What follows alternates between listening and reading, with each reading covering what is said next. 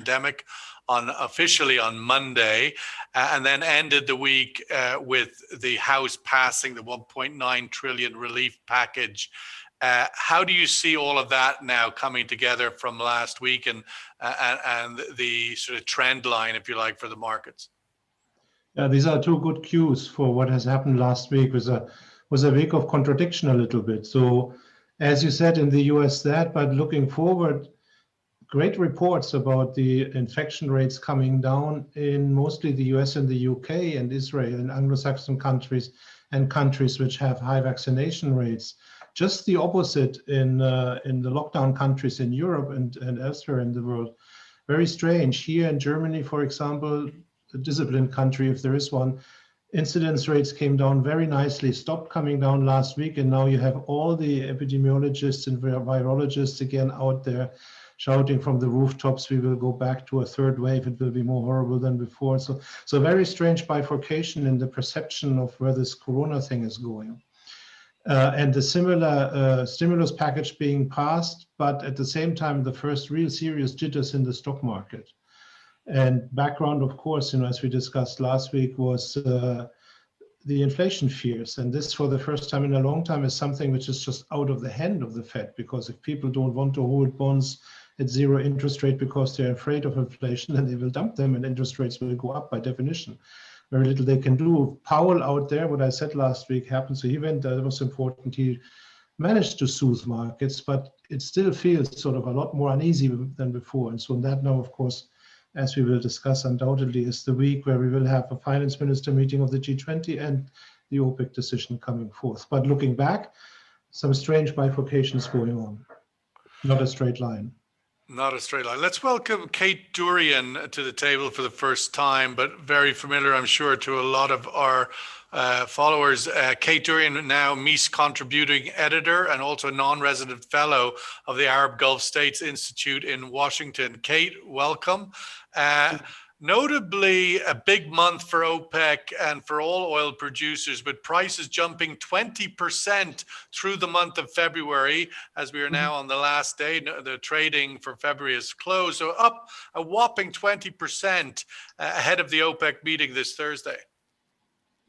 Yes, I mean, partly because of what happened in Texas, because that knocked out about 4 million barrels a day of production, and in anticipation of the OPEC meeting. I think it's, and also the fact that the market is slowly balancing. We expect to see a steeper withdrawal from very high stock levels. So all in all, it's looking as if the market is balancing. It depends very much on whether OPEC decides to start putting more oil on the market when they meet next week, or this week on the 4th of March. So, and what we hear from the Saudis, who basically manage the market with Russia, is that they want to be a bit cautious because the demand is so fluid at the moment, and it's a demand-driven market. Well, they did, Kate, and I think the big question for the Saudis, as much as anything else, obviously in some ways we go into this meeting with sort of two wheels on the road, if you like. One is the Saudi unilateral cut, the other is the OPEC plus as a group. When you consider the Saudi unilateral cut, Kate, which was a big support for the market through the first 2 months of this quarter, what's your own expectation of why they did that, and then why they may or may not continue with it? Well, I think it's because there were two reasons. I mean, one was because they saw that the demand recovery was fragile. They wanted to take some action. They wanted to make sure that, and also to help others who seem to be struggling with the production cuts. Likes of Iraq, for example. It's not something that the Saudis like doing. This role of swing producer. Sheikh Yamani, who died earlier in the week, was one who brought in the policy of Saudi Arabia becoming swing producer, and of course prices crashed and he lost his job.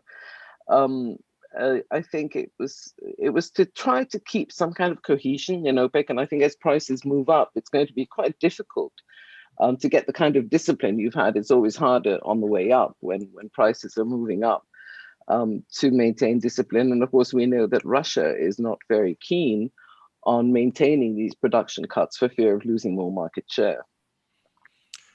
Christof, the G20 finance ministers, the real important people who had their first meeting on a Friday since the new administration in Washington came into power. Your views, or how you take away from that meeting and its impact for markets? It was an introductory meeting for especially Janet Yellen. It was her first.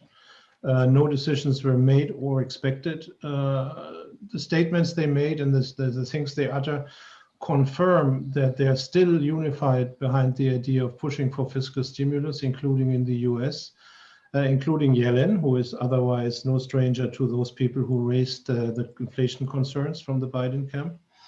And I think what we are seeing here is that for a long time, central banks have asked the finance ministers to please, please, please step in and help with some stimulus, because they couldn't do it all by just printing more. And now, if this inflation fear rises, you will see finance ministers being more or less an appendix, because all the action will be back in the court of central banks. Speaking of which, let me just, if I may, add a quick comment on the OPEC meeting. One thing two things which are interesting. One is that you mentioned this Saudi cut, the voluntary Saudi cut, seems to be now much less, just a benevolent action, but much more of a chess game also, and of a strategic move, because now, similar to the Fed and monetary policy, the Saudis, the central bank of oil, are in a position where they have some extra leeway, which they could use as a threat against others to bring it back, or as a device to keep prices more in line with what they think if others like Russia bulk, or if others like Iraq continue to cheat. So in retrospect, to have this extra wiggle room outside of the OPEC Plus official agreement may not be a bad thing for them at all. And then I wanted to throw something up here, which I think you will hear first at this meeting here. I was thinking, I don't have the numbers yet, but when you look again at the start of these inflationary fears, at this whole debate in the US and how it affected stock markets, people are getting worried. Investors definitely are getting worried. Now, what do you do when you fear inflation? You invest in some kind of real assets, in real estate, precious metals, commodities, of which oil is by far the most accessible and liquid. So I wouldn't be surprised if some of that price spike, this run up over the last weeks, 1 or 2 weeks, coinciding with the run up in inflationary fears and unexplainable in terms of changed numbers, really, must have been some sort of expectation at work here. If that were caused or had to do with inflationary fears and some of the wall of money moving into the commodity complex, and most of that will move into oil. That would be an additional source of volatility, which Saudi Arabia will not like, or Russia will not like, not even the US will like it. What did take my attention on that meeting last week with the G20 finance ministers, Christof, was it appeared agreement around the thorny issue of taxation of multinational companies, particularly the technology companies, Google, Amazon, Facebook, and others, which was a very big bone of contention with the Trump administration. It looks like Europe and Biden has alignment on that. Now, a little bit tangential to the energy markets per se, but what do you take from that vis-a-vis how it could impact other things? That's important too for energy markets, both for the future taxation of multinational companies, but even more so when it comes to tax agreements, subsidies, import tariffs on carbon intensive products and how they moved around the world. You see, as a finance minister, coming to your question, as a finance minister, most of the time you are in the unenviable position of having to charge money from people and tax them and all that. Very rarely you can dole out some money in the form of a stimulus and you are the hero. And these guys, of course, they're all worried now about how to finance some of the COVID expenditures. So taxation is a big issue within countries and across countries. And one of the gray areas and one of the things they want to avoid at almost any cost is tax competition between them. So that companies can move from Ireland to Germany, back to England or so, like the Googles and Facebooks of this world, in order to minimize their tax bill.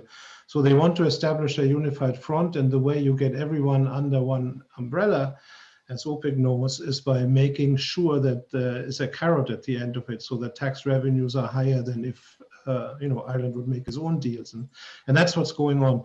And that has far-reaching implications for subsidy and trade regimes down the road, but also for individuals, and also for transparency, for the way in which, especially the tech companies, which are the new global, data, the new oil, the new global companies, are being taken on. The European Union now has or will shortly, I think they have already mandated that these companies have to publish on the internet which business they make in what countries, so which of their revenues comes from which countries, and then everybody can compare that with their tax bill, and a lot of them will look pretty silly or smart, and these are all steps in trying to maximize future tax revenues to pay for what we have now. Well, they do seem to be institutions of transparency, so perhaps they will comply, although they have incredible accountants, it strikes me. Kate, looking at the fundamentals of the market now, obviously there's sentiment, but then we see where are the fundamentals, and despite the issues in Texas recently, the ice storm, we've still seen a consistent trend in drawdown of U.S. inventories. We're also seeing, we have a story on it on the digest today, as sort of China inventories are pretty much full according to reporting out of there. The Baker Hughes rig count in the US continues to climb 5-6 months in a row now. When you put all those fundamentals together, reading the OPEC tea leaves, as they will be looking at all of those fundamental elements, how do you think they guide the market going forward? I think more than, in addition to price, I think OPEC does look at inventories very closely, because the market has flipped into backwardation, which is exactly where they want it to sort of stop. And what they have to balance, I suppose, is that you've got to follow the demand curve, which is improving, but you're still going to be, even if demand rises in 2021, you're still not back to 2019. You're going to be about 2 million short. So you've got to follow the demand curve, but at the same time, make sure that inventories draw down. So as prices move up, and as more supply comes on market, that backwardation, the forward backwardation is going to start shrinking. So it's a balancing, because demand is so fragile, it's going to be a balancing game. And the rig count, I think, is still pretty low. Chinese stocks are difficult to gauge exactly, because it's not, you can look at OECD stocks and you get a much better idea of where they stand. But when it comes to China, it's a difficult one, and they may find that they actually want to increase their strategic stocks, and we're not really exactly sure. Yes, we've seen reports that they're near to capacity. You also have to look at India. India is not very happy with the price, but they're, other than China, you've got strong demand growth in India now and in the future. So you don't want to have a price where you actually start impacting demand. You don't want to see shale growing too quickly. And again, shale is a very capital intensive business. So whether companies, particularly the smaller independents, are going to survive, whether they're going to use cash flow because they have no access to funding from the financial institutions, whether they want to go to capital markets or the bond market. So I think nobody really expects shale to sort of zoom up as it has done in the past. I think it's going to be very slow coming back.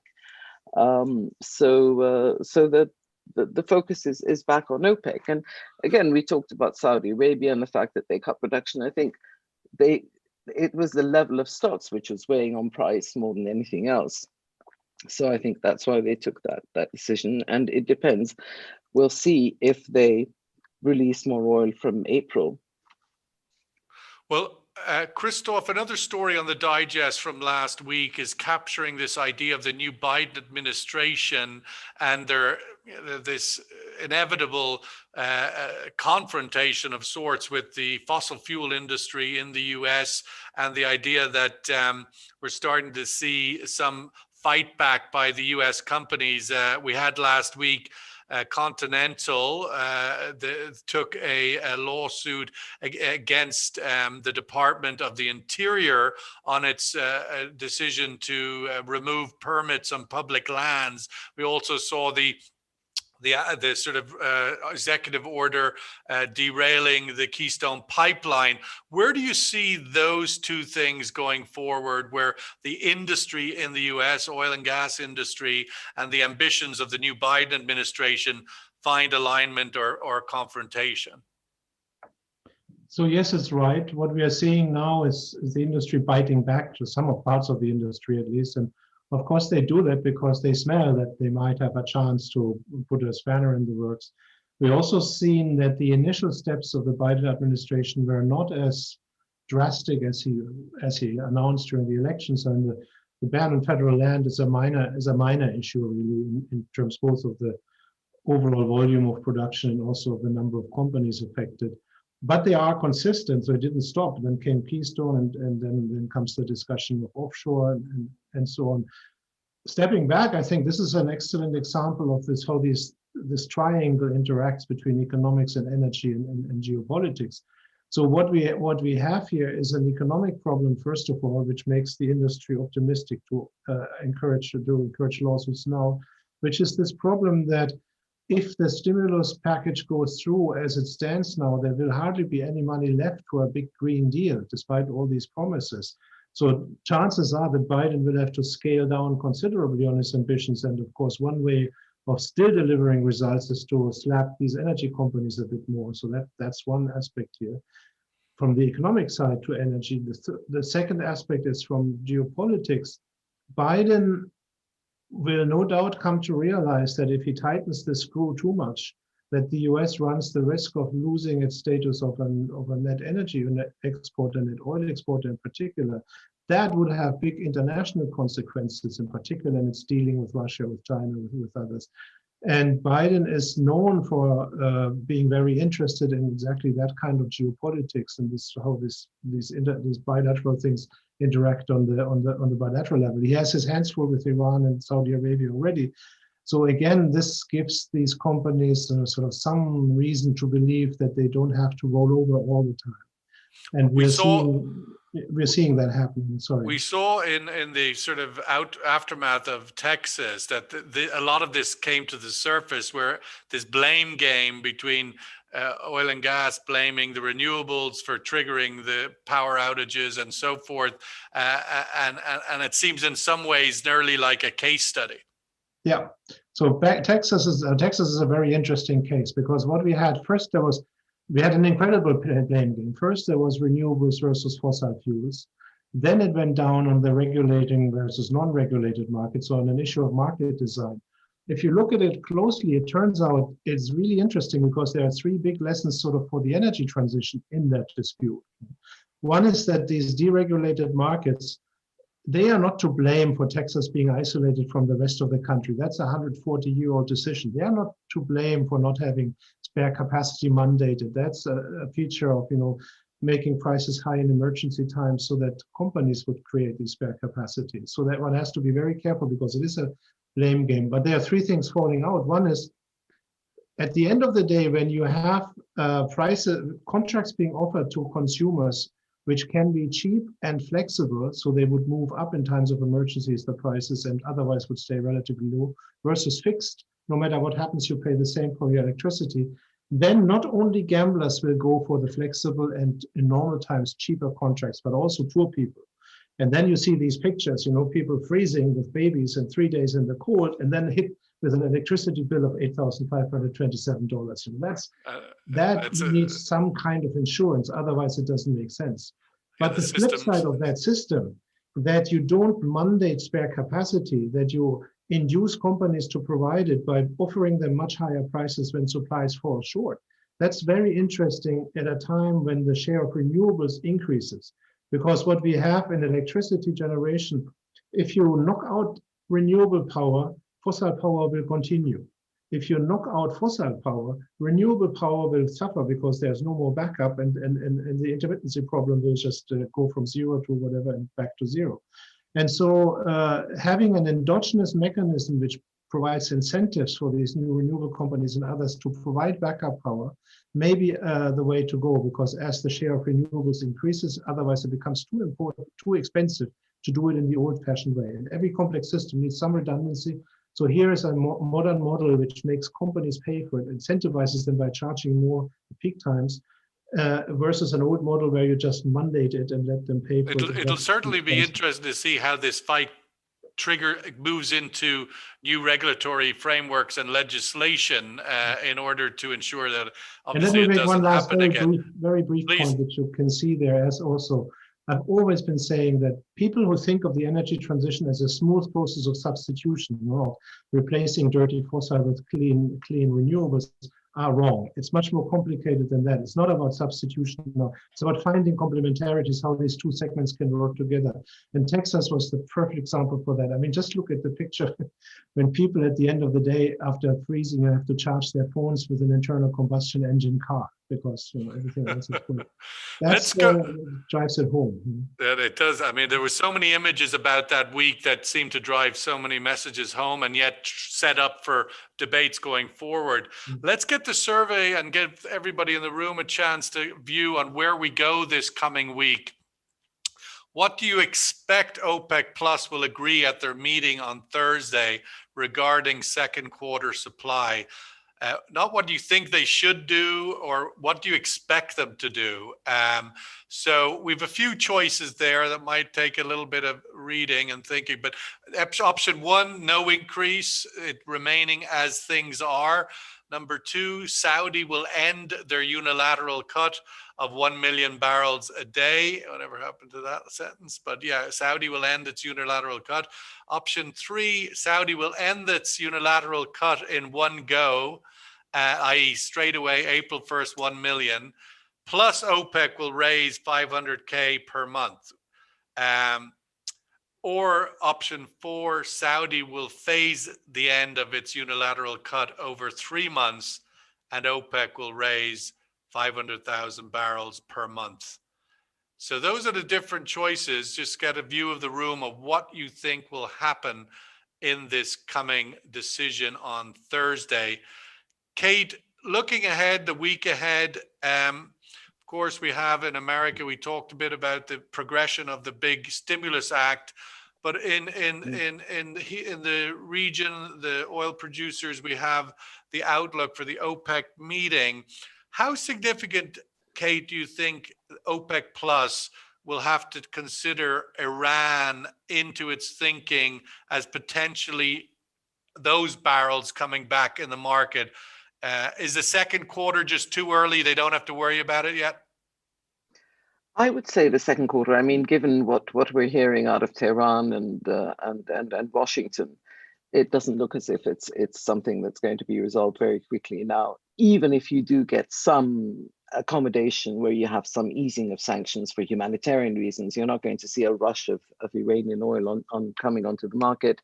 You still have a situation in Libya where even with a political settlement, an interim political settlement, leading up to elections, you're not certain that production can come back up, not just for, because the turmoil and strikes and terminals being shut down, but also because the infrastructure is so creaky. So unless you get more funding to the national oil company. So there's still a lot of gaps in the market. And imagine if, 2014, 2015, you had the same level of investment in upstream, you would have been swimming in oil at the moment. It would have been so much harder to manage the markets.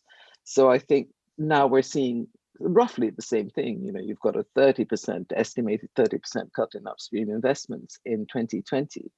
And even, we're talking about transition, and even the major oil companies, when you listen to them, despite their net zero targets, they're still saying, and if you heard Patrick Pouyanné the other day at the Energy Institute, he said, I still need to generate my cash from my bread and butter oil and gas business in order to finance this transition to lower carbon. So but at the same time they are divesting. I think we've seen about 70 billion in divestments from the oil companies in 2020. So the onus is on OPEC to have the kind of price that allows them, particularly the national oil companies, because even if you imagine that you're going to have peak demand or plateau demand in the next few decades, you still need to replace that decline, the natural decline. So if we don't see that, you are going to have this volatility in a few years' time, because it takes about 5 years for new greenfield projects to come online.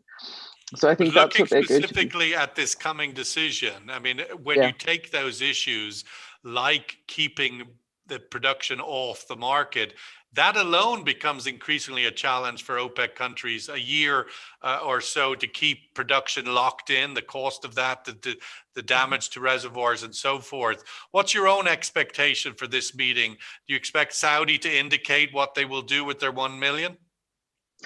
I think Saudi likes to deliver shocks, and you and I know certain people, when we talk to them, say, yes, you need to shock the markets. I think that the need to shock the market is sort of is receding now, because it is balancing. So I think if you do expect some kind of balance in the second half, but we heard the Prince Abdulaziz, the Saudi minister, the other day say at the IEF OPEC IES symposium, he said, we still have to be cautious. So I think putting on an additional million on the market in one go is and don't forget, the other producers are going to be clamoring for that.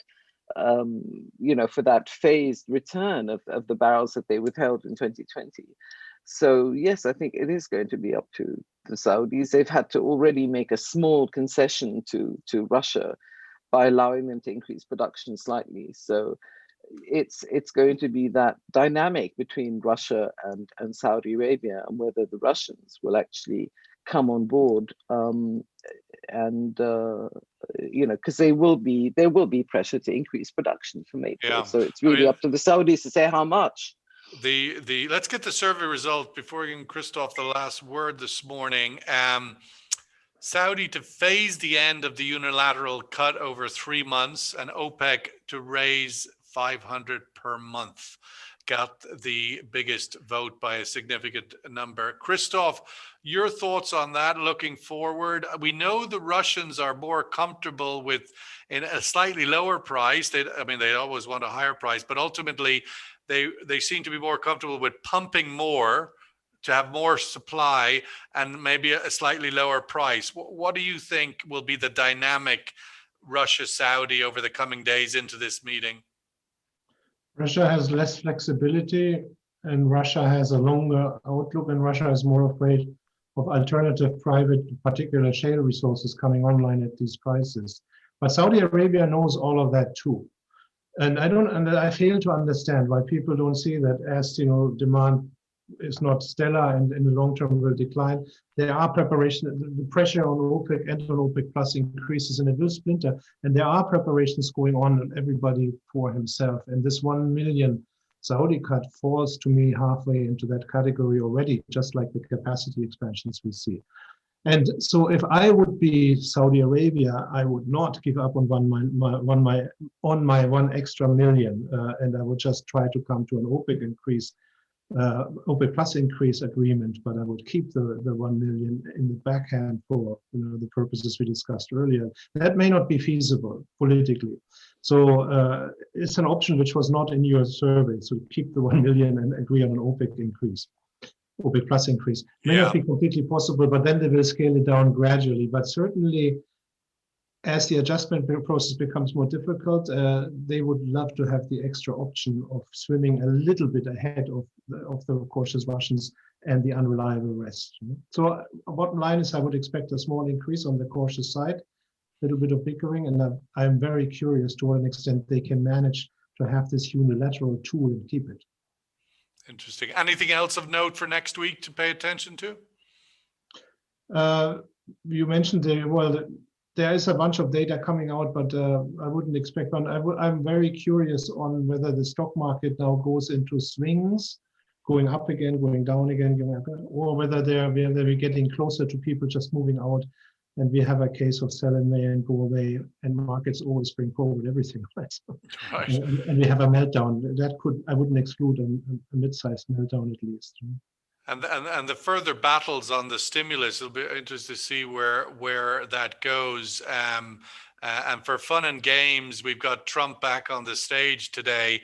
The return of the noise. So I don't know if it has any ramifications or not. Probably more internally for the Republican Party, but you never know what how when you throw a rock in the pond, how many ripples will go from it.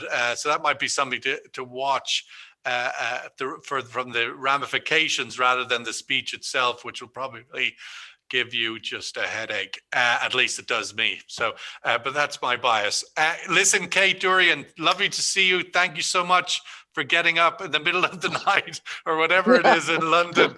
I do appreciate it is very early, but spring is coming. Another few weeks and the light will be on and the times will change.